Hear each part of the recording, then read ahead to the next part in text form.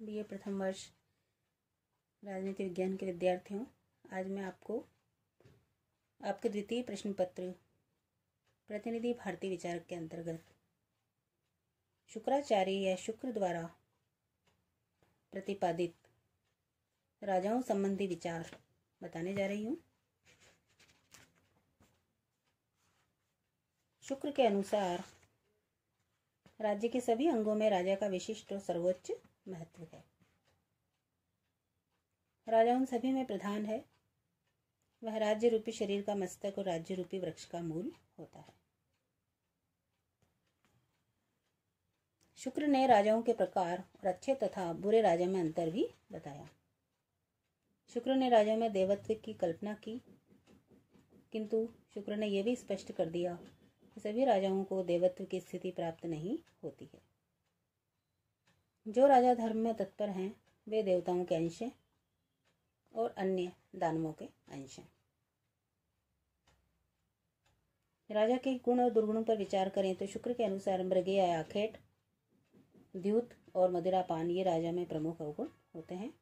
राजा को काम, क्रोध, मोह, लोभ और मान, मद को त्याग देना चाहिए, क्योंकि इनके त्यागने पर ही राजा सुखी होता है।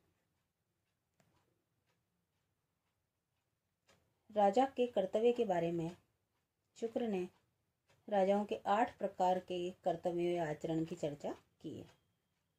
ये कर्तव्य हैं: दुष्टों का दंड, प्रजा का पालन, राजसूय आदि यज्ञों का करना, न्याय से कोष बढ़ाना, राजाओं को करदाता बनाना, शत्रुओं का मर्दन करना, दान देना और भूमि का विस्तार करना। राजा प्रजा का पालन नीति से करे और पथिकों के निमित्त मार्ग की सदा रक्षा करे। राजा को मित्र, भ्राता, पुत्र, बंधु, सेना के अधिपति और सभासद आदि के साथ राजकार्यों के विषय में सदा ही चिंतन करना चाहिए।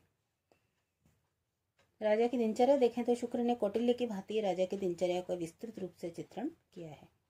उसने दिन को 48 मिनट के 30 मुहूर्तों में विभाजित किया।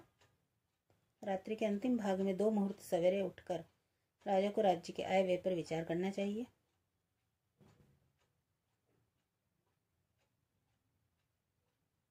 शुक्र ने भी इस प्रकार कौटिल्य के समान ही राजा के लिए कठोर दिनचर्या का विधान किया है।